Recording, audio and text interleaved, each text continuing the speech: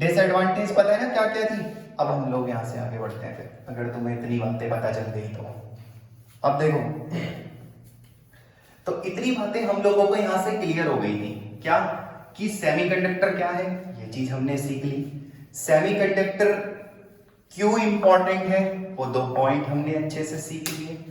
क्या सेमीकंडक्टर के अलावा और भी कोई ऐसा था जो इन दो पॉइंटों को लेके चल रहा था, हाँ वैक्यूम ट्यूब। लेकिन क्या कमी थी, कमी बहुत सारी थी। हाई वोल्टेज पे काम करेगा, हाई पावर को कंज्यूम करेगा, इसके अलावा साइज भी उसका बल्कि है, ये सारी बातें हैं। तो चलो फिर वहीं पे चलते हैं जो एनसीईआरटी में लिखा है। उसमें लिखा है 1930 में हम लोगों ने द सॉलिड स्टेट सेमीकंडक्टर को तैयार करा। द सॉलिड स्टेट सेमीकंडक्टर हमने इसको शो करा, द सॉलिड स्टेट सेमीकंडक्टर। ठीक है, सॉलिड स्टेट सेमीकंडक्टर का क्या मतलब है, इसका मतलब है सेमीकंडक्टर इलेक्ट्रॉनिक्स, ये इसका मतलब है, सेमीकंडक्टर इलेक्ट्रॉनिक्स। ठीक है यार, ये क्या चीज होती है सेमीकंडक्टर इलेक्ट्रॉनिक्स, क्या चीज होती है। हाँ ये भी एक अच्छा क्वेश्चन है, सेमीकंडक्टर इलेक्ट्रॉनिक्स क्या चीज होती है। चलो पहले देख लेते हैं क्या चीज होती है। देखो इसका मतलब है equipment using semiconductor like transistor,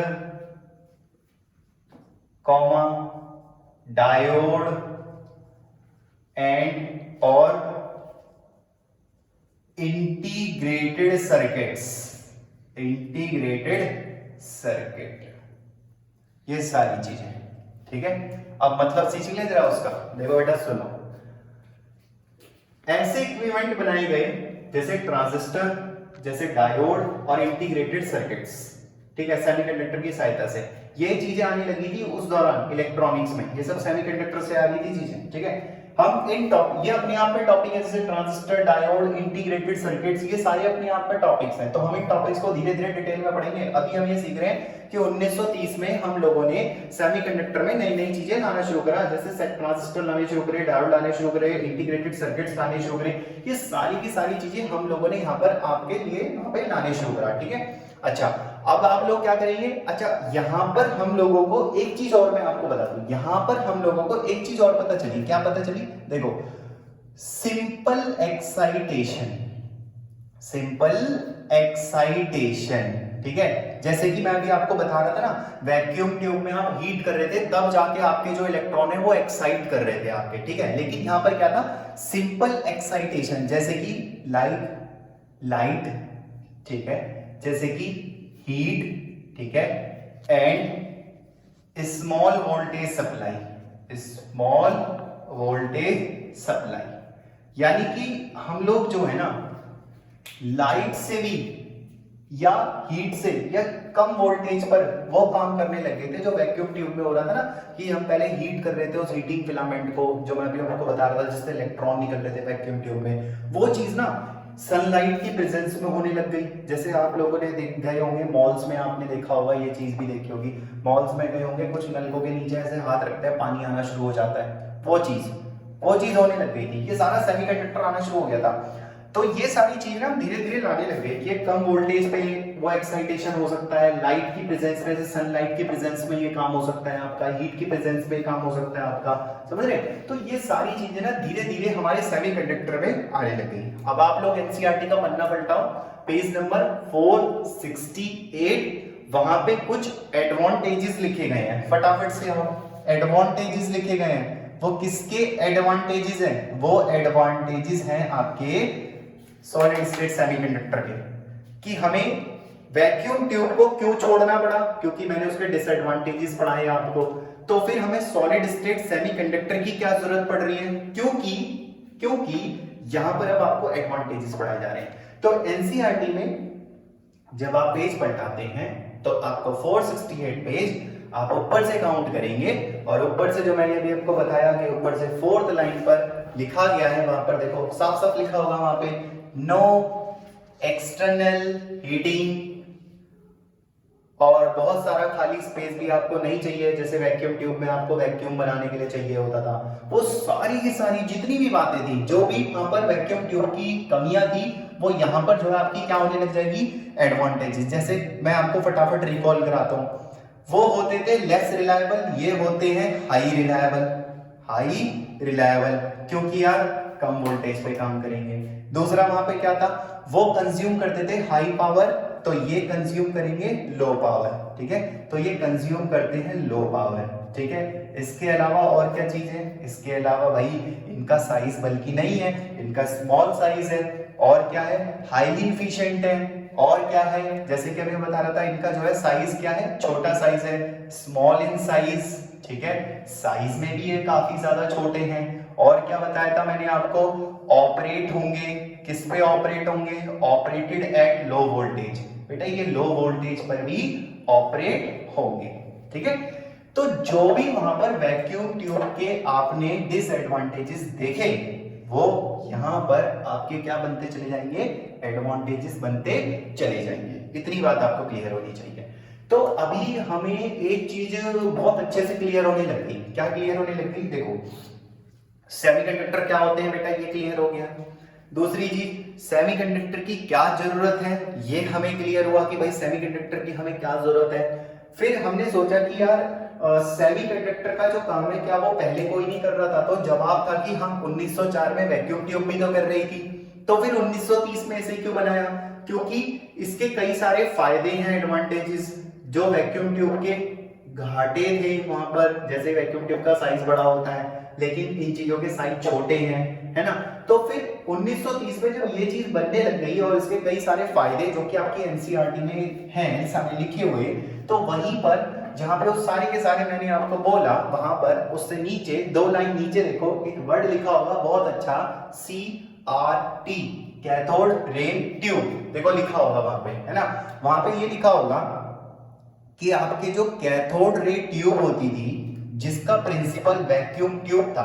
अब मैंने वैक्यूम ट्यूब आपको समझा दिया ना कि वैक्यूम ट्यूब कैसे काम कर रहा है, क्या था प्रिंसिपल वैक्यूम ट्यूब का, वो मैंने आपको क्लियर कराया वहां पे लाइन एनसीईआरटी की लाइन पे कि वैक्यूम ट्यूब क्या था, कैसे काम कर रहा था। तो जो आपका सीआरटी होता है, उसको आपने रिप्लेस कर दिया, उठा करके आपने रिप्लेस कर दिया किससे, एलसीडी से। एलसीडी का मतलब liquid crystal display, LCD, liquid crystal display से आपने जो है क्या कर दिया, रिप्लेस कर दिया।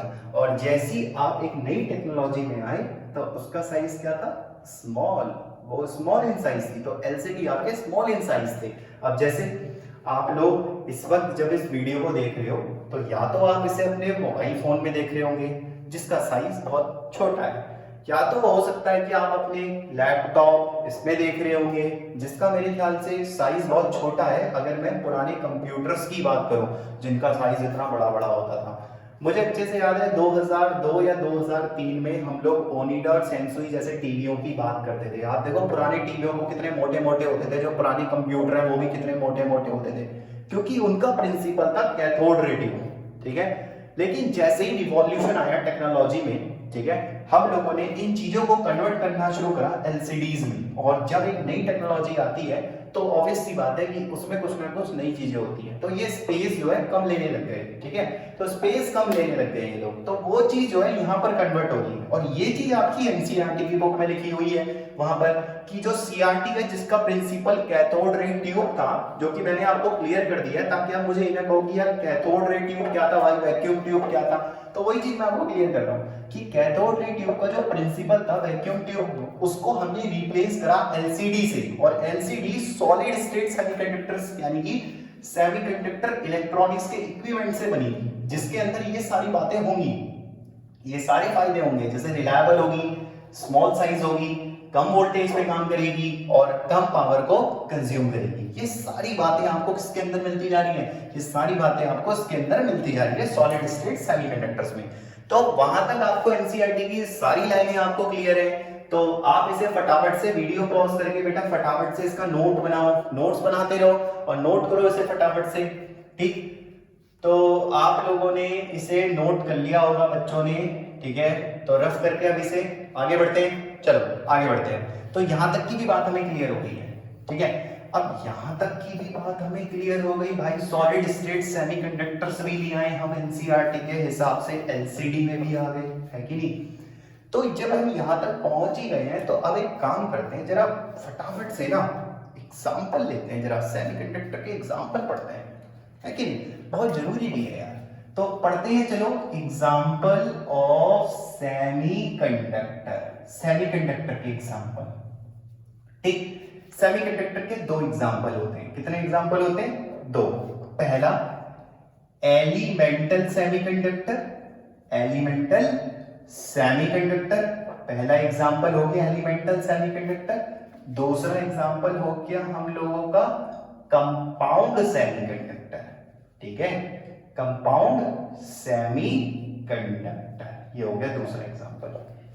आप लोग उसी पेज पे एनसीईआरटी के 468 पेज पर सबसे नीचे देखो, सबसे नीचे दो पॉइंट लिखे हैं, सबसे नीचे दो पॉइंट लिखे हैं। एक लिखा है एलिमेंटल सेमीकंडक्टर, एक लिखा है कंपाउंड सेमीकंडक्टर। एलिमेंटल का एग्जांपल जैसे सिलिकॉन, जैसे जर्मेनियम। देखिए एलिमेंटल का मतलब है एलिमेंट से, या तो आप पूरा का पूरा जो सेमीकंडक्टर है वो सिर्फ सिलिकॉन का ही बनाओ, यानी कि एक ही एलिमेंट का बनाओ, या तो पूरा का पूरा जर्मेनियम का बनाओ, मतलब एक ही एलिमेंट का बनाओ, तो इन्हें कहते हैं एलिमेंटल सेमीकंडक्टर। ठीक है, दूसरा देखो, दूसरा क्या है? Compound semiconductor. तो कंपाउंड सेमीकंडक्टर में क्या क्या है? कंपाउंड सेमीकंडक्टर में आपके लिए लिखा गया है सबसे पहले इनऑर्गेनिक, इनऑर्गेनिक, ठीक है, इनऑर्गेनिक सेमीकंडक्टर। इसका एग्जांपल क्या दिया है? जैसे cadmium sulphide, indium phosphate, gallium arsenide. बेटा ये बहुत इंपॉर्टेंट है, गैलियम आर्सेनाइड हमें अच्छे से पढ़ना है। ठीक है, आगे पढ़ेंगे हम, आगे के जो लेक्चर्स आएंगे उसमें हम और डिटेल में पढ़ेंगे। तो ये तीन हमारे पास ऑर्गेनिक सेमीकंडक्टर है। और ऑर्गेनिक, इनऑर्गेनिक सॉरी, और ऑर्गेनिक में कौन है? ऑर्गेनिक में आएंगे जैसे आपके एंथ्रासीन, एंथ्रासीन आएगा आपका ऑर्गेनिक में, है ना, और आपका पोली एनिलीन, ये आएगा आपका ऑर्गेनिक पॉलीमर में। ठीक है, ऑर्गेनिक पॉलीमर में भी इसका एग्जांपल होगा। ये सारे वहां पर एग्जांपल लिखे हुए हैं, उस पेज को अगर आप पढ़ोगे और नीचे जाकर के, तो फटाफट एनसीईआरटी की लाइन टू लाइन पढ़ रहे हैं, बहुत इंपॉर्टेंट है सारी चीजें। तो देखो वहां पर जो है एग्जांपल ऑफ सेमीकंडक्टर में दो पॉइंट है, एक है एलिमेंटल सेमीकंडक्टर, एक है आपका कंपाउंड सेमीकंडक्टर। एलिमेंट में आपके सिलिकॉन, जर्मेनियम, दो एग्जांपल है। कंपाउंड में आपके सामने इनऑर्गेनिक में सारे लिखे हैं, ऑर्गेनिक में एंथ्रासीन और पॉली एनिलीन, ऑर्गेनिक पॉलीमर में ये लिखा गया है। ठीक है, यहां तक की हमारी बात क्लियर हो गई। अब एक काम करते हैं फटाफट से यार, एक वहां पर ना छोटा सा टॉपिक और है उसी पेज पर, वो है आप लोगों का क्लासिफिकेशन। किस चीज का classification? Classification of conductor, classification of conductor, यानी कि यार मेटल, सेमीकंडक्टर यानी कि सेमीकंडक्टर का, और एक चीज और है कौन? इंसुलेटर। इन तीनों का क्लासिफिकेशन है, इंसुलेटर, इंसुलेटर का। ठीक है, चलो वन बाय वन शुरू करते हैं। तो on the basis of resistivity, ठीक है, रो से डिनोट करते हैं, हम सबको पता है, और on the basis of conductivity, ठीक है, यानी कि सिग्मा से रिप्रेजेंट करते हैं। इसके बेसिस पर हम यहाँ पे बात करेंगे। कितने हैं हमारे पास मटेरियल? एक वो जो आसानी से करंट पास करते हैं, कंडक्टर, एक वो जो आसानी से नहीं करते, इंसुलेटर, और हमारा फोकस है आज सेमीकंडक्टर, जो कि इन दोनों के बीच में। चलो एक एक करके लिखते हैं। पहले हम लिखेंगे कंडक्टर पहले। कंडक्टर मतलब मेटल, ठीक है, मेटल, ओके। दूसरा कौन है बेटा हम लोगों के पास? सेमीकंडक्टर। दूसरा हो जाएगा हम लोगों के पास सेमीकंडक्टर। अच्छे से सीखते रहना चीजों को, ठीक है। अब आगे तीसरा कौन है हम लोगों के पास? इंसुलेटर। तीसरी चीज है हम लोगों के पास इंसुलेटर। तो ये तीन है वहां पे। तो चलो वन बाय वन। सबसे पहले रेजिस्टिविटी कंडक्टर की। तो भाई जाहिर सी बात है, जो हमारा कंडक्टर होता है ना, जो हमारा कंडक्टर होता है, तो कंडक्टर आसानी से करंट पास कर सकता है। भाई नाम ही मेटल है, मेटल वो जो आसानी से करंट पास कर दे। तो जो आसानी से करंट पास कर देगा उसको कौन रोक सकता है? उसको तो कोई रोक ही नहीं रहा ना, क्योंकि वो तो बड़े आराम से करंट पास करेगा, यानी कि रेजिस्टिविटी काफी कम होती है, सीधी सीधी बात, ठीक है, तो आप लोग कैसे याद रखेंगे, ऐसे इसकी रेजिस्टिविटी बड़ी कम होती है 10 की पावर -2 से लेकर के 10 की पावर -8, याद रहेगा 10 की पावर -2 से लेकर के 10 की पावर -8 और यूनिट होती है ओम मीटर। ठीक है, यूनिट क्या होगी, ओम मीटर। आगे सेमीकंडक्टर की क्या होगी, अगर कोई बोले कि सेमीकंडक्टर की रेजिस्टिविटी क्या होती है, तो इसकी रेजिस्टिविटी होती है 10 की पावर -5 से लेकर के 10 की पावर 6 ओम मीटर। इसकी बेटा कम से कम इतनी होती है हम लोगों के पास। ठीक है, आगे बढ़ते हैं। इंसुलेटर की कहां से होती है, 10 की पावर 11 से लेकर के 10 की पावर 19 ओम मीटर। तो इंसुलेटर की यहां तक होती है रेजिस्टिविटी। ठीक है, आपको पता ही है जो कंडक्टिविटी होती है, ठीक है, वो रेजिस्टिविटी का उल्टा होती है, रेसिप्रोकल होती है, रेसिप्रोकल। तो इसी का उल्टा कर दो, है ना, इसी संख्या का उल्टा कर दो। जैसे इसका उल्टा करोगे तो कितना हो जाएगा, 10 की पावर 2 से लेकर के 10 की पावर 8 साइमन पर मीटर। ठीक है, अच्छा ऐसे ही इनका उल्टा करोगे तो कितना होगा, 10 की पावर 5 से लेकर के 10 की पावर माइनस, देखो 6 है ना, तो -6 साइमन पर मीटर। ऐसी बेटा इसका रेसिप्रोकल कर दो, कितना, 10 की पावर -11 से लेकर के 10 की पावर -19 साइमन पर मीटर। ये इसकी वैल्यू हो जाती है। तो ये चीज वहां पर एनसीईआरटी में लिखी हुई है। ठीक है, तो अगर आप एनसीईआरटी में देख रहे हो तो एनसीईआरटी में आपको ये वैल्यू दिख रही होगी कि कंडक्टर के लिए ये रेजिस्टिविटी लिखी है, सेमीकंडक्टर के लिए ये रेजिस्टिविटी लिखी है, इंसुलेटर के लिए ये रेजिस्टिविटी वहां पे लिखी गई है। और इसके अलावा वहां पर आप जहां पर ये वाली वैल्यू लिखी है एनसीईआरटी में 10 की पावर -11 से लेकर के 10 की पावर -19, जहां पर एनसीईआरटी में पेज नंबर 468 पेज है, जहां पर ये वाली वैल्यू लिखी गई है कि इंसुलेटर की कंडक्टिविटी इतनी होती है, जहां पर ये वैल्यू लिखी गई है उसके 2 लाइन नीचे लिख देखो क्या लिखा है। तो एनसीईआरटी ने वहां पर यहां से इससे 2 लाइन नीचे लिखना है, तो दूसरी लाइन पे लिखा होगा, वहां पर देखो ध्यान से लिखा होगा could well go outside the range as well. इसका मतलब क्या है कि ये जो वैल्यू है इस वैल्यू से बाहर भी हो सकता है इनकी वैल्यू। ठीक है, तो एनसीईआरटी ने यहाँ पर ये साफ मेंशन करा हुआ है कि आपको बस ये आइडिया होना चाहिए कि कम से कम इतनी की रेंज होती है। एग्जैक्ट आपको याद नहीं करना है, क्योंकि वहां पर वो साफ लिखते हैं कि ये हम इस रेंज से बाहर का भी वैल्यू कहीं पर हो सकता है। तो ये था अभी हमारा सेमीकंडक्टर का एक पूरा इंट्रोडक्शन लेक्चर 1 में। इसमें हमने क्या क्या देखा, इसमें हमने देखा कि सेमीकंडक्टर क्या होता है, सबसे पहला सेमीकंडक्टर क्यों इंपॉर्टेंट है, दूसरा वो 2 पॉइंट, क्या वो 2 पॉइंट वैक्यूम ट्यूब पर नहीं थे, जवाब था थे। तो फिर हमने सेमीकंडक्टर क्यों बनाया, तो जवाब दिया उसके डिसएडवांटेजेस ने, जैसे कि बल्कि साइज होना आपके वैक्यूम ट्यूब का, हाई पावर पे कंज्यूम करना, हाई वोल्टेज पे ऑपरेट होना, इन सब चीजों को देखते हुए हम 1930 में सॉलिड स्टेट सेमीकंडक्टर को गए और वहां पर एक रिवॉल्यूशन करा और हमने कई सारे नए एलिमेंट बनाए जिनकी कई सारी खास बात थी। ठीक है, फिर हम, और ये 4 बातें हो गई, फिर 5वीं बात क्या थी, एग्जाम्पल क्या होते हैं सेमीकंडक्टर के, और देन लास्ट फाइनली छठा पॉइंट क्लासिफिकेशन, इनके हमने कैसे क्लासिफिकेशन करें रेजिस्टिविटी और कंडक्टिविटी को देखते हुए। तो ये इंट्रोडक्शन आपके एनसीईआरटी के 2 पेजों में लिखा हुआ है, जो कि मैंने आपको लाइन टू लाइन बताया कि कहां पे क्या चीज लिखा हुआ है। अगले लेक्चर में हम और भी डीप में एक बहुत इंपॉर्टेंट टॉपिक को लेकर के आएंगे, जो कि इस वीडियो के एंड में मैं लिंक में आपको नेक्स्ट वीडियो का लिंक दे दूंगा। ठीक है बच्चों, नोट डाउन करो उसे फटाफट से।